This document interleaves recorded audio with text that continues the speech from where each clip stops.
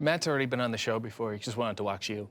Welcome to Hey EW. I am RJ City, and my guests are Matt Hardy, Jeff Hardy, the Hardys. Hey.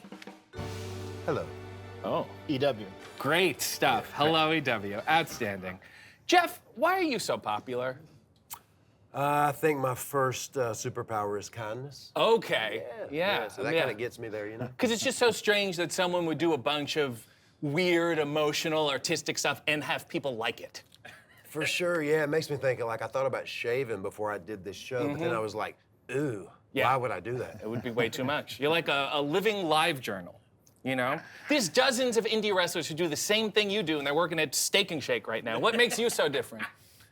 Definitely originality, for sure. And there's something about me that's very alien. Yes. And I can't explain it, so it's a mystery. You know, they used to call you the charismatic enigma. See Enigma. Which is a really nice way of saying, what the f***'s up with that guy? I think they still do call him that, for what it's worth. Right. Well, I also love that you're the crazy brother, and you're also the crazy brother. You grew up farming tobacco with your father. So you guys were high risk from the very beginning? Yes, we were high risk from the very beginning. But I mean, we were working. We were in the field, putting in the work, you know? Yes, I understand. And Why were you coughing? he was doing his like I was cigarette smoking. mime. Oh, okay. What a shock, he's also a mime. You guys are really the opposite of don't try this at home. You did everything at home, you know? did. You started in the backyard, your father supported the dream, you guys really weren't formally trained. You start your own promotion, you book all your friends, and you will yourself onto this industry. Do you accept any responsibility for wrestling being so bad today? No. This is all on you. You're under the influence of everyone. All these disenfranchised wrestlers, it's your fault. So what you're saying is if the Hardys didn't come around, then people wouldn't be trying to jump off ladders. They wouldn't be trying to break tables. They wouldn't be smashing chairs over people's heads. Yes. They wouldn't be wearing just, typical wrestling gear. They wouldn't be wearing long, baggy kickwear pants and tight shirts and real extravagant, outfits. That's what you're saying? That's exactly what I'm saying. Okay. And I think Guilty as charged. your next shirt should say, please learn a trade. I'm proud that we're pioneers. Okay. Thank God we sped this business forward. Yeah. And the American pioneers, they aged so well, too. I'd also like to take this moment to mention your incredibly tolerant wives. What do they get out of the deal? I don't know how you can call my wife tolerant. I mean that doesn't fly at all. Well, she lets you take all the pantyhose. No, I don't. That's his gig. He's the You take pantyhose her guy. pantyhose? I take her pantyhose and I cut them, and I just do it over and over again, and she still loves me. Let me lay all of this out. He is speaking of his wife, though, just for the record to clarify. Because that was a little bit of a misleading question, which Set you're some a boundaries. master of. Yeah, this will be a fun discussion when you guys get home. Let me lay this out. You took these women to your compound, a remote location outside government jurisdiction where your family has lived for generations. And when they're not aiding you in your daily rituals, often involving theatrical and sculptural praising of a non-specific deity, they're birthing an inordinate number of children to carry on your bizarre bloodline. Did you guys start a cult? I'll let you start that. Well, first of all, he takes his wife to the Hardy compound. I take my wife to the imagination. You know what I'm saying? Did you start a cult? No, not at all. No, Okay. no. But we can say it's cult-ish. The only thing that's missing is a Ponzi scheme and a Netflix documentary. We're working on the Netflix documentary as we speak. Can't wait for that Fingers to come crossed, out. guys. Matt, you have a goth baby. I do have a goth baby. Historically speaking, they don't really turn out so well. How are you going to steer this kid clear of being possessed? RJ, it's all the work, you know. A working goth baby. You also had your Twitter hacked. I did. And that hacker said everything they could to try to get you canceled. Aren't you happy people saw those tweets and went, oh, he's been hacked? Because there's some wrestlers, if I saw those tweets, I'd go, oh, they finally let the mask slip. You know what I'm saying? Who has the most potential for a problematic Twitter? Me, for sure. Okay. I mean, he I'll let him speak on it, but he's not a fan of social media. Right. I mean, but one of the most funny tweets that this guy did put out. Yeah, let's support him. Revy Scott, I'm trying to I was like, I mean, that wasn't even really bad. You know, like, what's up with that? Like, Yeah, and you would in real life that's- just try to get her on Snapchat or something? that's something I would maybe even say, just not that vulgar. Right. I'm trying to bang? You guys bang? What do you call it? I mean, that's how you have children, RJ. You'd say, hey, how'd You're you the like one to... that talked about the cult here. May That's I how you give have children. Let me give you another one to use. Hey, Rebby, how'd you like to twist this fate? Okay. Huh? That would next time. All right, okay, yeah. Jeff, But there might be a side effect. No. Thank Well you. done. Thank you. Excellent. Thank you. Jeff, let's talk about your dance. You're a big dancer, huh? Does it have a name? Yes, it's the Juke. Yeah, it rhymes with puke. It kind of makes people puke. Kids like it.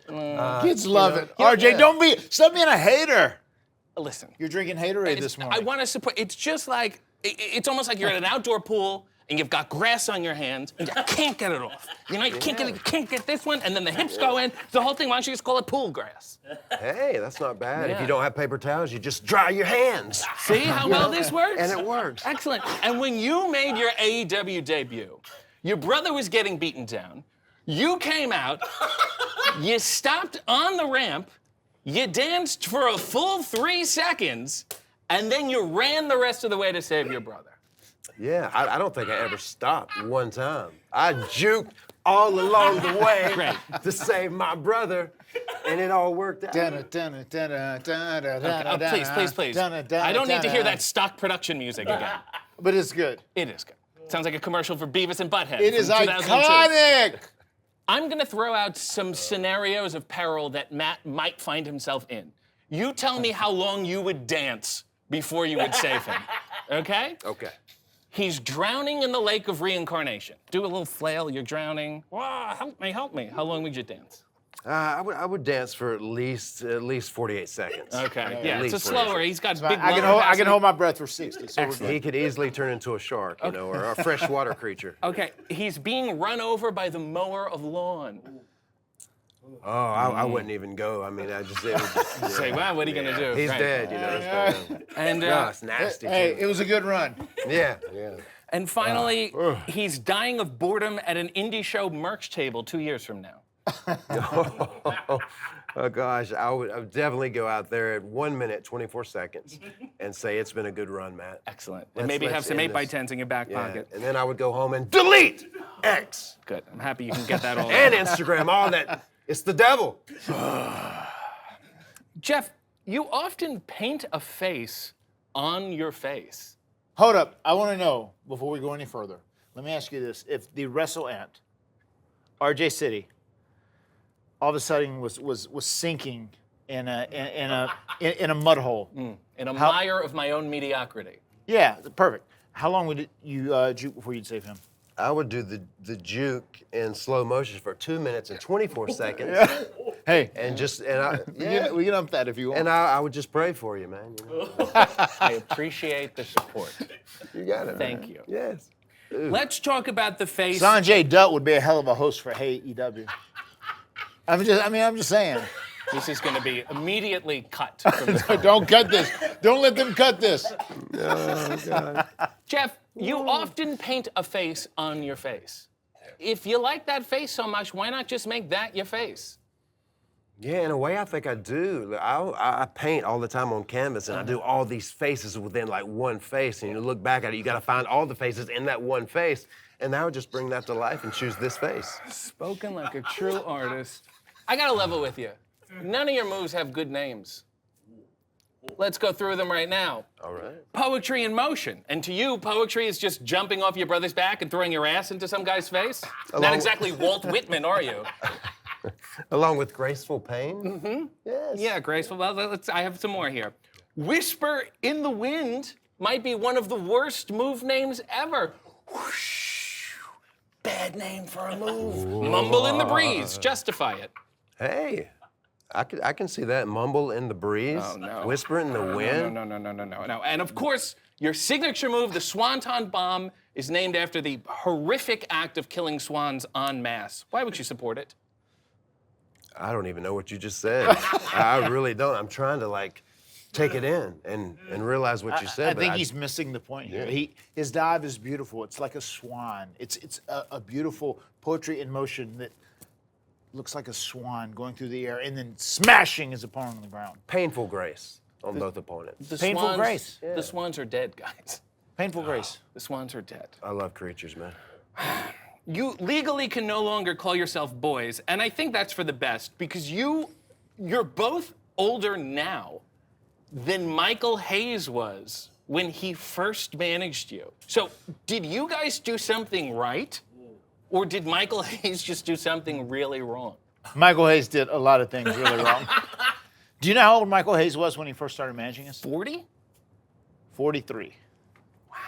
So by this logic, 40 is now the new what? I have 49 Okay. in my book. Yeah, unless you're Billy Gunn, who's been 23 for 30 years. Oh my God, Billy Gunn True that, true that, yeah. he is an anomaly. As someone who is in their 40s, you have kept the exact same sense of fashion since you were in your 20s. For you to dress your age would be so alarming to me. For you to be in Dockers and khakis and have a crew cut and a neat goatee would be horrific. How do you always stay so fashionably out of style? I think I'm somewhat like a cartoon character. Even coming to work every week, I think I pretty much wear this outfit every week. It's like an outfit that never changes. Yeah, Because I've just lost interest in fashion. You know? Oh, you're above it. You're above fashion, you're above social media, you just build volcanoes in your backyard. Too many people buy into this dressing your age business. Yeah. It's absurd. I guess not everybody. Too many people, though. What would you have to do to be considered a legendary tag team? Nothing. Can I make a suggestion? Spruce up the act a little. Oh, I'm sure you will. Quick tags. Huh? Quick tags. Sometimes you get in there, you're in there for a while. Ring the arm, tag back out. Ring the arm, tag back out. Huh? What do you think about that? I like it, man. If we could Well- ever get some good job matches, you know, that'd be something to practice. Yes. Yeah. Shades of Keith Davis. We'll implement that. yeah. We'll implement that for you. Jeff. And Matt Harvey. Yeah. Matt, never mind. Jeff, I wanted to ask you about your band. What's the name of it? Perux Y Gin. Okay, you know what? Never mind. I got it. I got the gist. Let me guess. You sing about your feelings? Yeah, great. Outstanding. You've conceived so many hand signals over the years. What's the big one you do? It's like a gun, but chubbier. Yeah, it's like a gun but chubbier. Yeah. Yeah. And you would call it chubby gun in the pool grass. A chubby gun in the pool grass, like a symbol of slow suicide from the craft of professional wrestling. Yep. That's It's, exactly what it is. It's guns with a Z. These are the guns with the Z Oh, okay. For trademark purposes. for trademark purposes. I understand. In 2000, you did a Chef Boyardee beef ravioli commercial. You remember that? There was a ring in the middle of the snow, and there were snowboarders, and then you beat up those guys, and then you had a big bowl of beef ravioli. Is that when you realized you finally made it? I don't think so. But do you know who one of those guys were? Who? Christopher Daniels, Really? the fallen angel.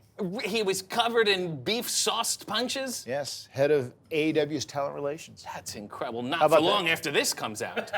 You know one of the worst things about that day? What? The beef ravioli, every time we had to eat it, any take we would do over and over, it was all cold. It was freezing outside, it was cold, so we would eat it cold, and then we would all spit it out. There was a place where we would spit the beef ravioli every time. But you ate it so convincingly at the end. Oh, Do you remember your closing line? We're performers. Do you remember the closing line? I'm not sure. I mean, it had something to do with Extreme. Anything? No, nothing. Chef Boyardee. This stuff Believe it. definitely feeds the need. Okay, yeah. That was incredible. Yeah, yeah. That was really, really good stuff. It was a great line reading. Oh, thank you. Your co-biography was inexplicably a New York Times bestseller. You wrote it along with Michael Krugman, who actually wrote it. He also wrote the biographies for Eddie Guerrero, Lita, and Andre the Giant. How hard could it have been? We didn't really have a great story at that time. No, you were like, we like wrestling, life is hard, pictures in the middle, we made it, the end. I mean, This it is was pretty much it. It was right? one of those things. Like we did that book. They asked us to do the book because we were so popular at that time, right? But looking back now, I mean, it's definitely time for books. I think there's a Matt Hardy book and a Jeff Hardy book to be done because we've actually lived life now. I think there's going to be an almanac starting with your tweets. It's going to be pretty amazing, yeah. If you had to write those biographies But now, I'm trying to. You're trying to what? That's what the tweet said, RJ. I'm trying to. So I was going to ask you what you would title it, and you would title it, I'm trying to by Matt Hardy? Yes. This is why I have a gaggle of children. Yes. What would you call yours? Maybe a lifetime membership to Hot Topic. I got to roll with, that's a good one, but I got to roll with human anomaly. I'm a human anomaly. Wow. You Or, really. or hey, what about Jeffervescence? What about defying the English language? Ah, there we go. Well, you've certainly fed my needs. And I consider you both a big bowl of canned beefy ravioli because you're filled with joy, perseverance, and a bunch of ingredients I can't quite figure out. You know, they told us we'd be in wheelchairs by the time we were 35. And? We're not. Just for the record, guys. What a you great just note to go out. Yeah, you just got to feed the need, you know. The Hardy men just don't flow, you know. So the Hardys is just fine. Maybe 40 years from now you can finally figure out a decent out. I think you need some beef ravioli. I do. Cold. Yeah. It would feed your needs. Let's feed the need. I've been stuck. But RJ, Yes. you didn't end on that note? I was trying to. I had a good out. We're Team Extreme. Well, how do you want to We're go the out? Hardys. How do you Give wanna us go something extreme. Come on. out? Cold weather warning. Wow! Blustery sleet. There's sleet everywhere. That's enough. Delete! Clever.